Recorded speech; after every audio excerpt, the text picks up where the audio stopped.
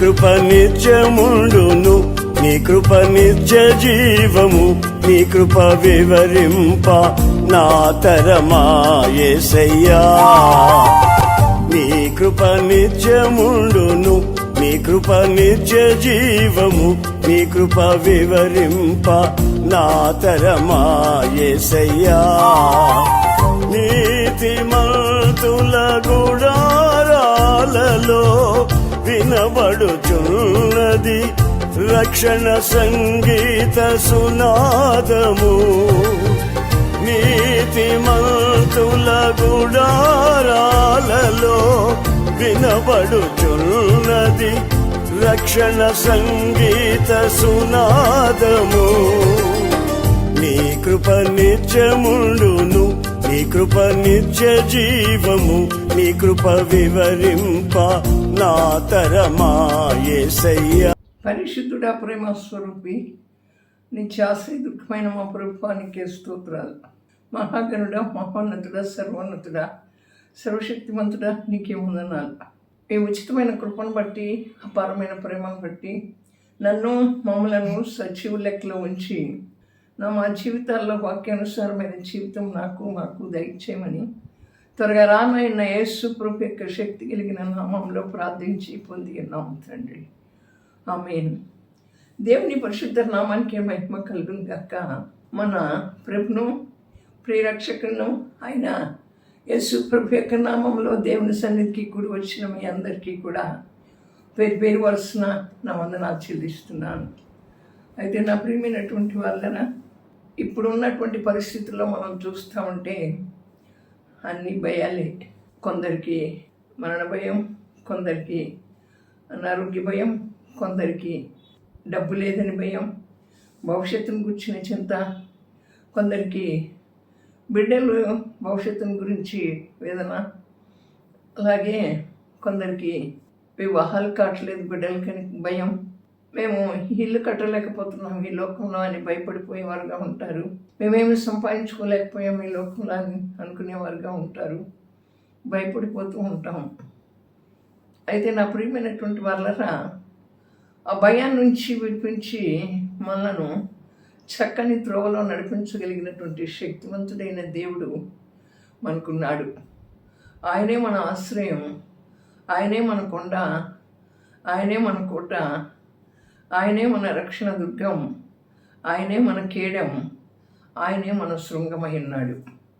అట్టి దేవుణ్ణి కలిగి ఉండి కూడా మనం ఎందుకు ప్రతిదానికి కూడా భయపడుతున్నాం?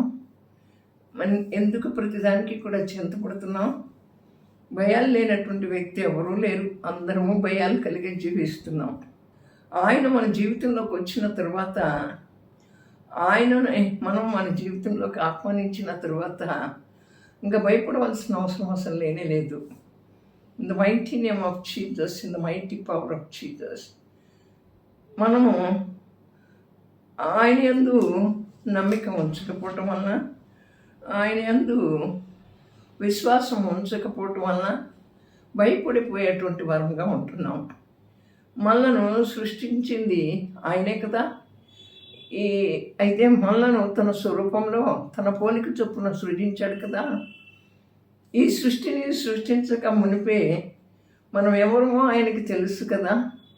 కనుక మనల్ని అంతకుముందే ఎరిగి ఉన్నాడు. కనుక నా ప్రియమైనటువంటి వాళ్ళరా, మనకి సమస్తాన్ని సమకూర్చి పెట్టగలిగినటువంటి దేవుడిగా ఉన్నాడు.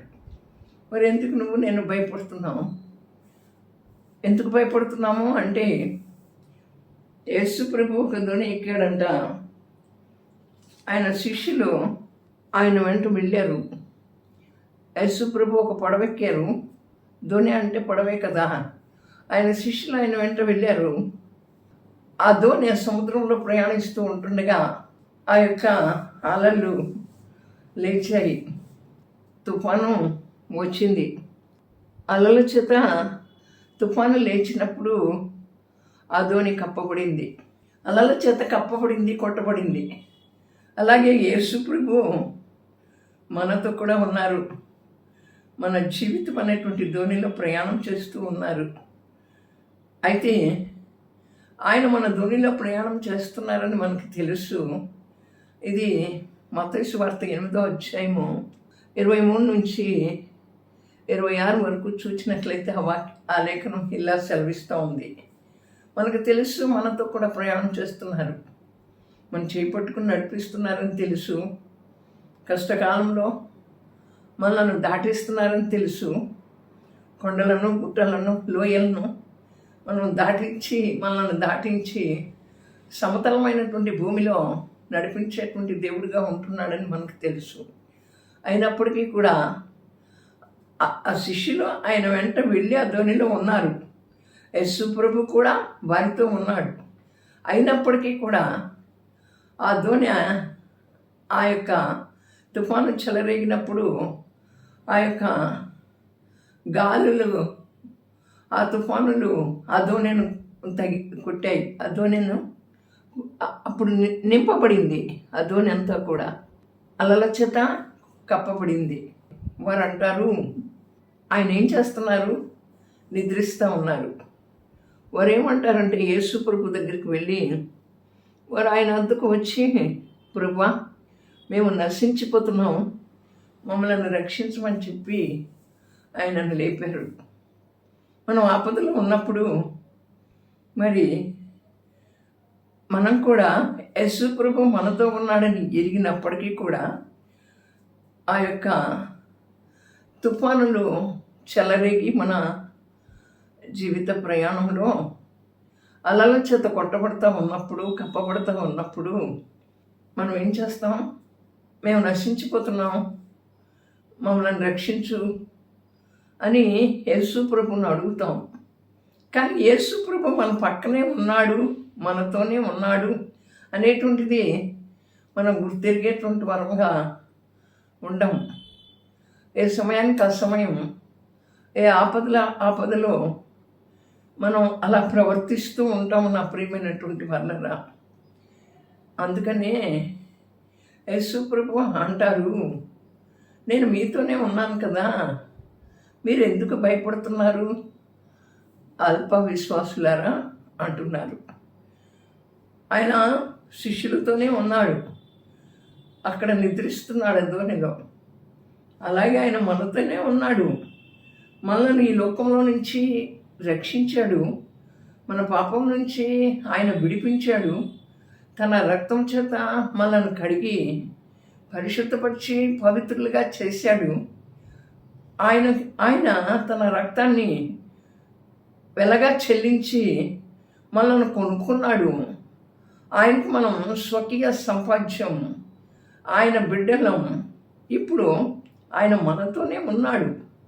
ఇప్పుడు మనం చూడండి, మన కుటుంబంలో మన పిల్లలతో ఏమంటాము? మేము మీతోనే ఉన్నాం, ఎందుకు భయపడుతున్నారు మీరు? మేము ఇక్కడే ఉన్నాం కదా, మీరు ఎందుకు భయపడుతున్నారు? ఒక్కొక్క సమయాల్లో పిల్లలు భయపడిపోతారు. ఏంటంటే వర్షం కురిసినప్పుడు ఆ యొక్క ఉరుముల మెరుపులకి భయపడతారు. మేము మీ పక్కనే ఉన్నాం కదా, ఎందుకు భయపడుతున్నారు అని చెప్పి మనం అంటాం. తల్లిదండ్రులు పక్కనే ఉన్నారని వారికి తెలుసు, అయినప్పటికీ కూడా వారు భయంతో ఆందోళనతో భయపడిపోతూ ఉంటారు.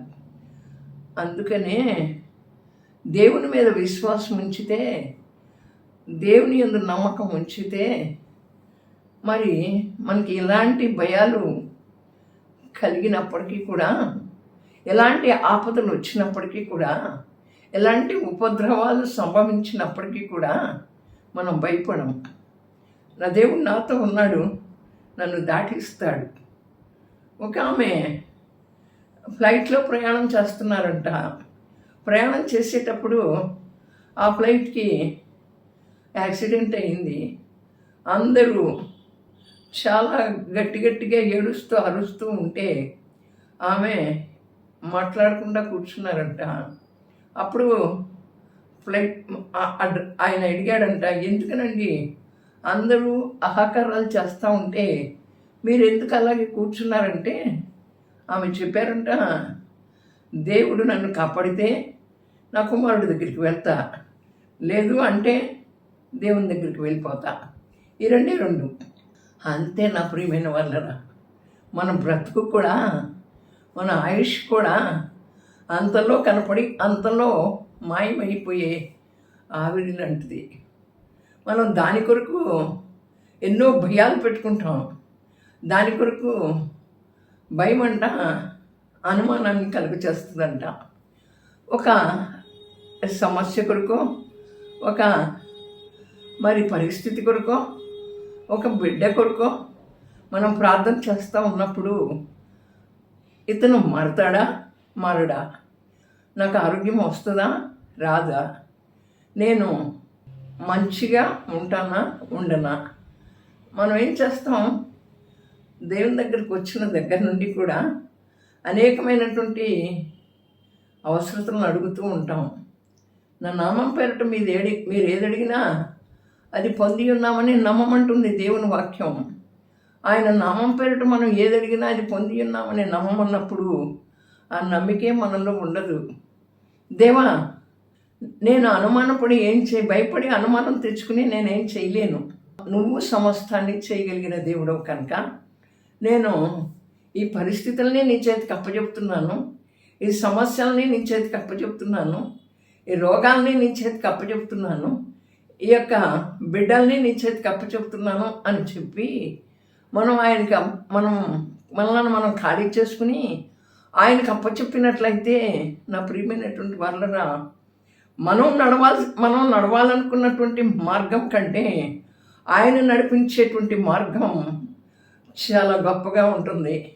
మనం నడిపించాలనుకున్నటువంటి మార్గం కంటే మన బిడ్డలను ఆయన నడిపించే త్రోవ చాలా చక్కగా ఉంటుంది.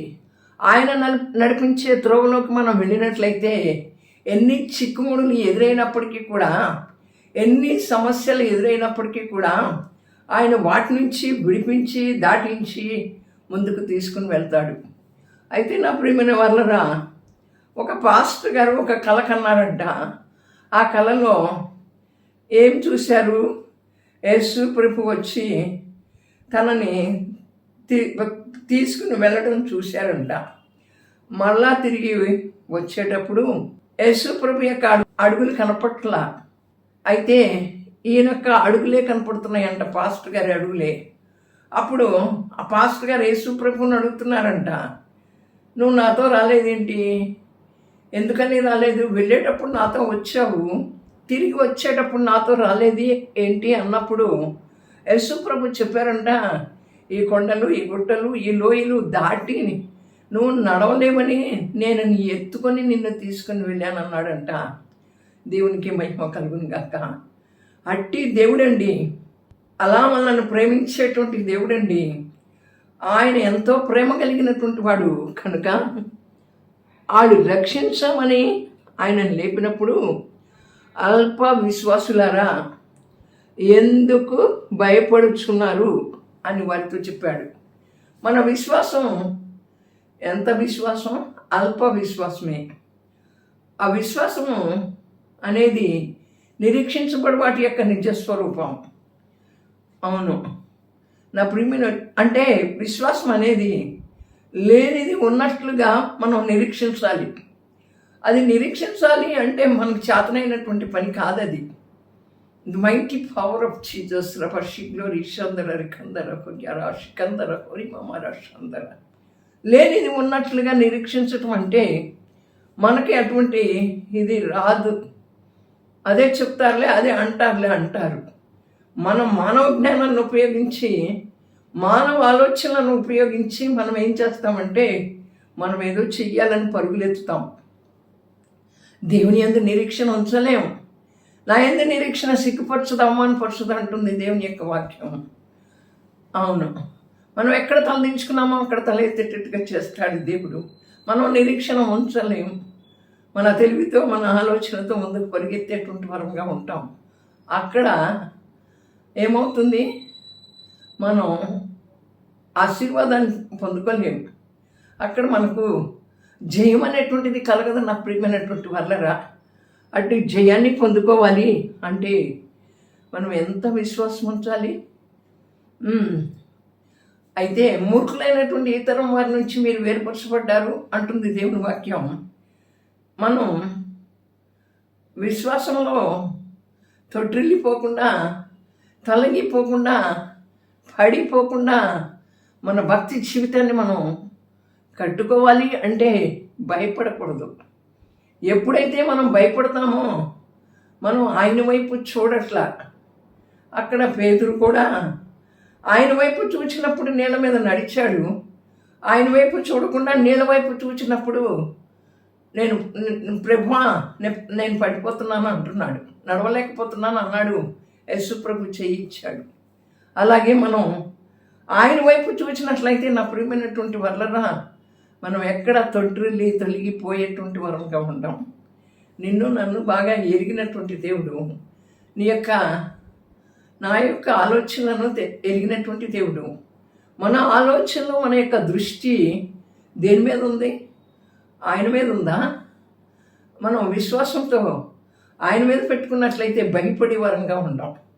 ఎందుకంటే భయం అని ఈ బైబిల్ గ్రంథంలో 360 సార్లు భయపడకము నేను నీకు తోడే ఉన్నాను, భయపడకము నేను నీకు దేవుణ్ణే ఉన్నాను, భయపడకము నేను నిన్ను కాపాడుతాను అని చెప్పి చాలా భయపడకము నేను నీతో కూడా వచ్చేవాడని నీ దేవుడైన యెహోవాను అని చెప్పి ప్రతి దగ్గర కూడా భయపడకు.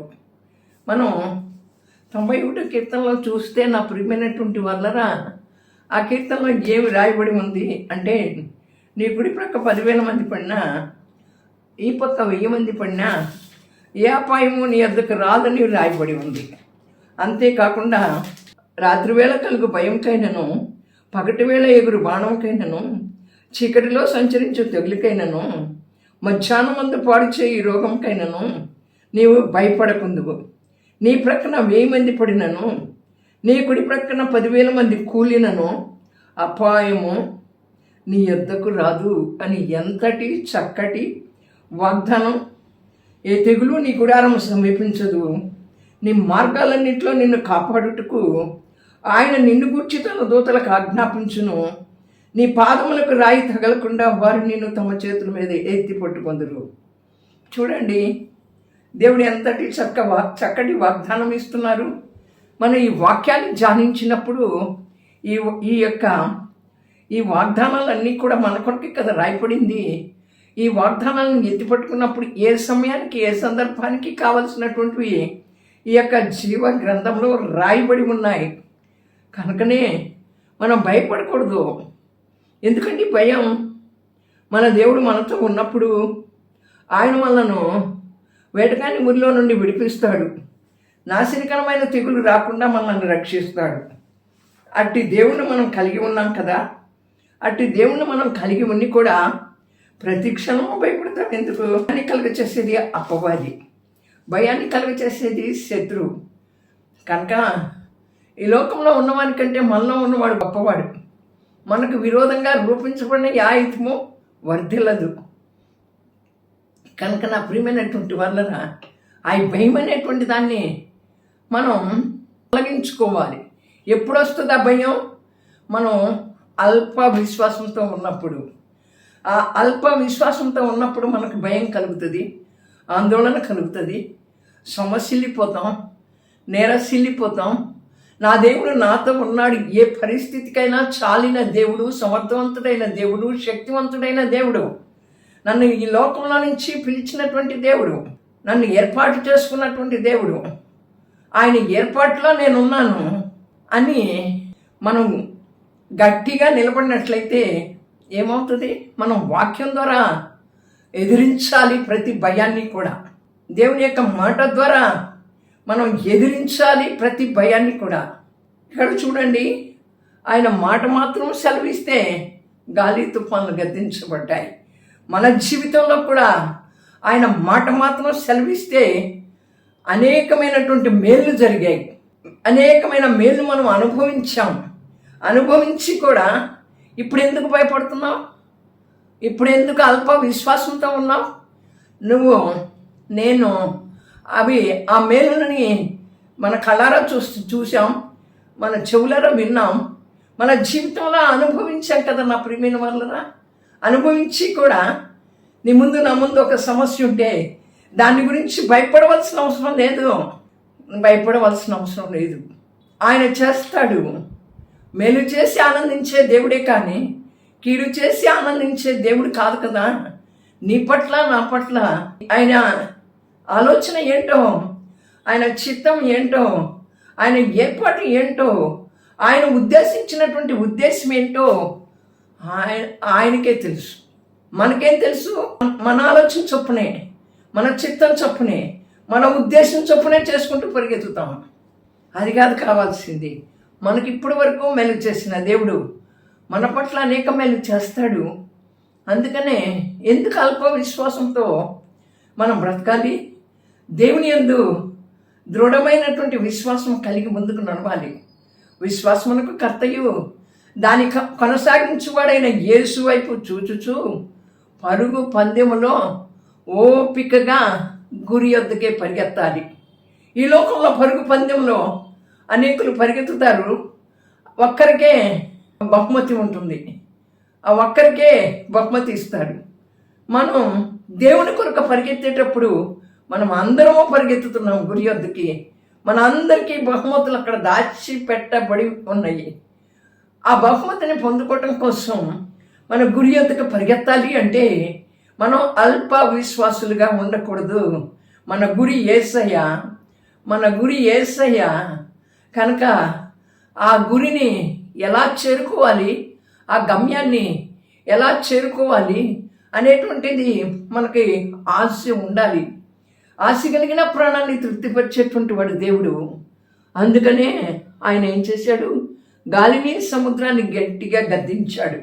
మన పరిస్థితులను గద్దించగలిగిన దేవుడు, మన వ్యాధిని గద్దించగలిగిన దేవుడు, మన బిడ్డలను భవిష్యత్తులో వారి భవిష్యత్తు అంధకారమయంగా మనకు కనపడినప్పుడు దాన్ని గద్దించగలిగిన దేవుడు. తండ్రి తన కుమారుని పంపించాడు మన కొరకు. అవును, ఏకైక కుమారుని పంపించాడు.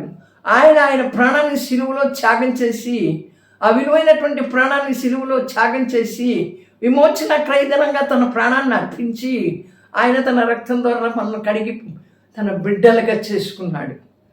అవును నా ప్రియమైన వాళ్ళరా, ఈ లోకంలో ఏది ఉన్నా ఏది లేకపోయినా ఆయన మన జీవితంలో ఉంటే చాలు. ఈ పూటకు తినటానికి లేకపోయినా పర్వాలా, ఆయన ఉంటే మనకు చాలు నా ప్రియమైన వాళ్ళరా. ఆయన లేచి గద్దించగానే ఏమైంది? గాలిని సముద్రాన్ని గద్దింపుగా అవి మిక్కిలి నిమ్మలమైన. మనం ఎరగట్లా మనతో దేవుడు ఉన్నాడు, మనం నశించిపోతున్నాం, పాడైపోతున్నాం, మా పరిస్థితులు ఇలా ఉన్నాయి, మా స్థితిగతులు ఇలా ఉన్నాయి అని మనం బాధపడుతున్నాం. కానీ నా ప్రియమైన వాళ్ళరా, అంటే మనతో దేవుడు ఉన్నాడు, మన పరిస్థితిని అంతా కూడా చూస్తున్నాడు అన్నాడు. హాగర్ అంటుంది, నువ్వు చూస్తున్న దేవుడు అని. ఆమెను చూచే కదా ఆ అరణ్యంలో మరి ఒక దూతను పంపించి ఆ బిడ్డకి దాహాన్ని తీర్చాడు కదా తన కుమారుడికి. అలాగే హన్నా ఆ యొక్క దేవాలయంలోకి వెళ్ళి మరి ప్రార్థన చేసినప్పుడు ఆమెను చూచి ఆమె హృదయాన్ని అంతటినీ కూడా పరీక్షించి పరిశీలించి ఒక బిడ్డనిచ్చాడు. ఆ బిడ్డ మరి ఇశ్రాయేలీయులకు ప్రవక్తగా మార్చబడ్డాడు. సమూయేలు అడిగిన దానికంటే ఊహించిన దానికంటే అత్యధికంగా ఇచ్చాడు. అలాగే అబ్రహాము శారాలకు సంతానం లేదు కనుకనే దేవుడు చూచి అబ్రహాము శారాలకి ఎవరిని ఇచ్చాడు? నా ప్రియమైనటువంటి వాళ్ళరా, ఇస్సాకుని ఇచ్చాడు.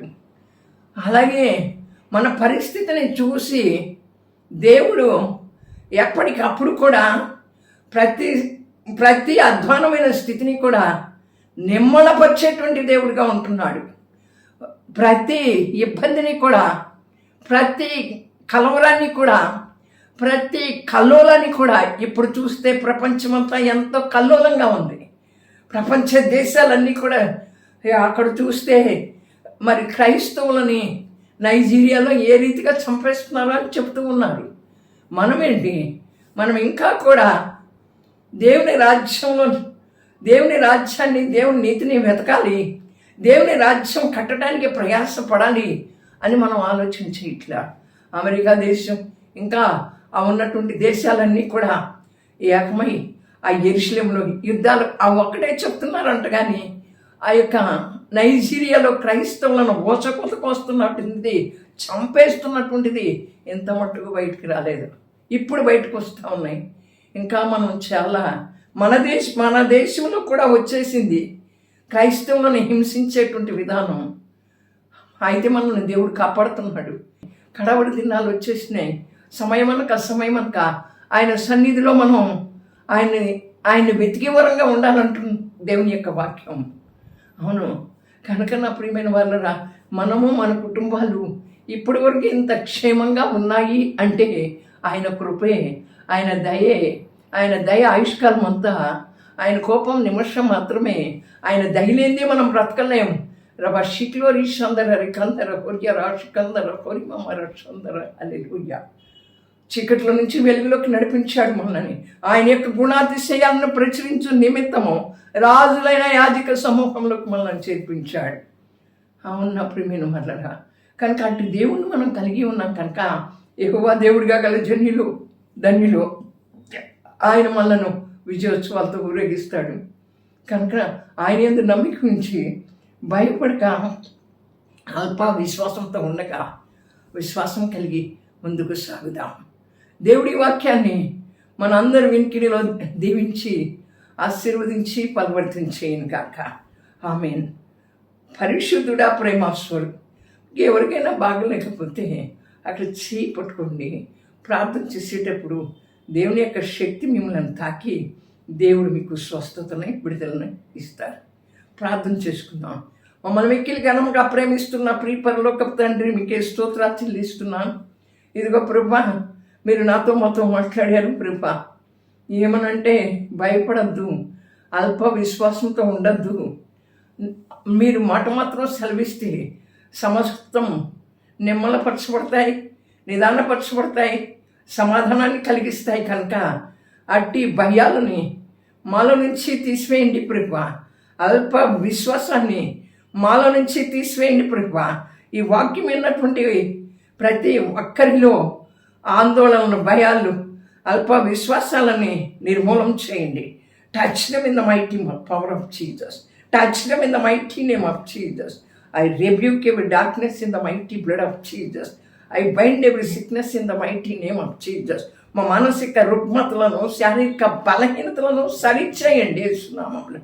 యేసునామములో గద్దించండి. మీరు గద్దించినప్పుడు ప్రభా ప్రతి బలహీనత కూడా విడిచిపెట్టి పోతుంది. యేసయ్యా మీకే స్తోత్రాలు. మీ నామములో ఉన్న శక్తి, మీ నామములో ఉన్న విడుదల అనుభవించినట్లు సహాయం చేయండి ప్రభా. మీకే స్తోత్రాలు. In the mighty power of Jesus. ప్రతి వ్యాధి, ప్రతి బలహీనత, ప్రతి చీకటి, ప్రతి సమస్త దురాత్మ అంధకార క్రియలన్నీ కూడా లయపరచబడును గాక యేసునామములో. చదవడి చిల్లంగి శక్తుల యొక్క ప్రభావం మీ అగ్నితో కాల్చివేసినందుకు స్తోత్రాలు. మా దేశాన్ని వెళ్తున్నటువంటి అధికారులను, అలాగే ప్రభా మా రాష్ట్రాలను జ్ఞాపకం చేసుకోండి. ప్రజలను ఇబ్బంది పెట్టకుండా నా తండ్రి నీ జ్ఞానంతో, వారి తెలివితో కాకుండా ఏలేటువంటి వారుగా సహాయం చేయండి. నిన్ను సురక్షకుడిగా అంగీకరించగలిగిన జ్ఞానము, కృప దయచేయండి. యవనస్తులను జ్ఞాపకం చేసుకోండి. యవనస్తులు పాడైపోతున్నారు ఫోనులతో ప్రభా. ఆ ఫోనుల అడిక్షన్ నుంచి విడిపించండి ప్రభా. యవన కాల్ప ప్రేమనంతా నీకు అర్పించే బిడ్డలుగా చేయండి ప్రభా. వారి రాకపోకల్లో మీరు తోడేయండి. కాలేజీలకు వెళ్తున్నారు, ఇక్కడి నుంచి వెళ్తున్నారు, అక్కడికి వెళ్ళినప్పుడు ఏం చేస్తున్నారో మాకు తెలియదు ప్రభా. యవనస్తులైన దైవ సేవకుల యొక్క నడుమను కట్టండి నాయనా. మీకే స్తోత్రాలు నాయనా. మరి నీ యొక్క పరిచర్య చేస్తూ ఉంటుండగా ప్రయాణాల్లో తోడేయండి.